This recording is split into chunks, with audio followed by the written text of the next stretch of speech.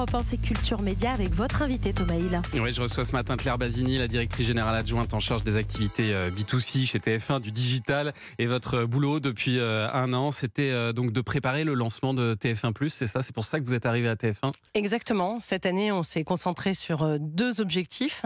Pouvoir proposer une plateforme de streaming gratuit, incontournable, avec 15 000 heures de contenu premium. Donc, pour vous donner un ordre d'idée, 15 000 heures, c'est l'équivalent de ce que propose un Disney+ ou un Paramount+.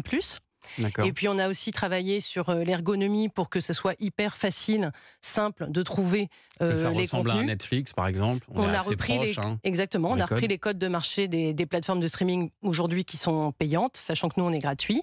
Et puis le deuxième axe de travail, c'est le fait d'être disponible sur tous les écrans connectés des Français, et notamment les écrans télé, puisque c'est là où 80% de la consommation des contenus longs se fait.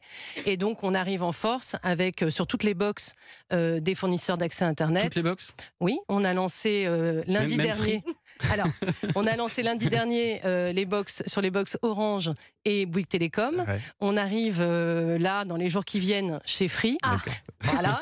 Et d'ici quelques petites semaines chez SFR. Donc on sera présent chez tous les opérateurs telco. Et on est aussi présent en direct avec notre application TF1+, sur les écrans des téléconnectés, quelles que soient les marques, donc les télés Samsung, Philips, LG, Sony, etc.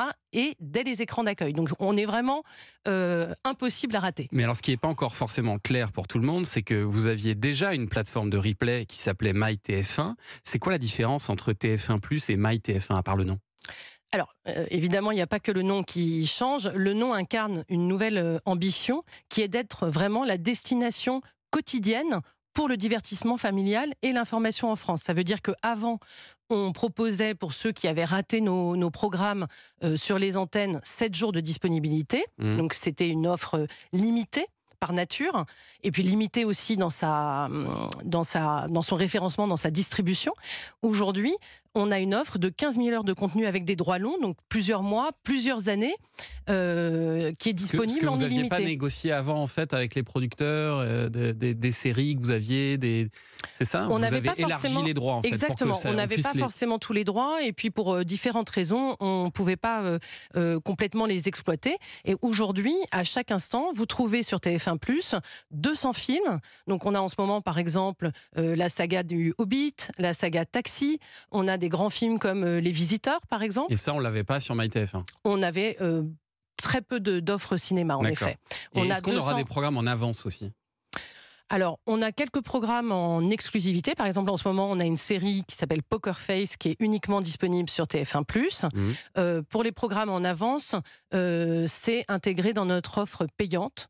Si je veux voir, par exemple, Plus belle la vie en avance. Voilà. Donc, il faut payer. Voilà. Il y a une offre payante qui n'est pas le cœur de notre proposition, puisque vraiment, nous, on est disponible gratuitement pour tout le monde. Et ceux qui ne veulent pas avoir de publicité ou avoir notamment nos séries quotidiennes feuilletonnantes en avant-première, avec 2 épisodes d'avance, il faut s'abonner à une offre qui coûte 5,99 € par mois ou 59,99 € par an. Quel est le concurrent le plus direct de TF1+ aujourd'hui, Claire Basini? Est-ce que c'est plutôt France.tv, Sisplay ou c'est Netflix? Aujourd'hui, France.télé ou Sisplay sont des offres qui, comme MyTF1, sont limitées dans leur disponibilité de contenu, de droits, etc. Donc c'est pas à proprement parler des offres de streaming.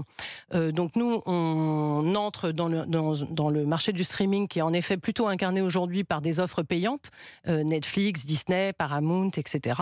Et donc notre concurrence est assez élargie. Elle va de YouTube, puisque c'est une offre gratuite, mais plutôt avec des contenus courts, on va dire, et plutôt consommés sur mobile, à des offres payantes comme Netflix. Mais par exemple sur arte.tv, il y a certains programmes que je peux voir pendant des années, donc ça se rapproche de votre système, c'est à peu près la même chose, non? Pour être très concret, Aujourd'hui, sur notre offre, hier, sur notre offre MyTF1, la consommation qui est dessinée par une offre de rattrapage, c'est à peu près 3 heures en moyenne par mois par utilisateur.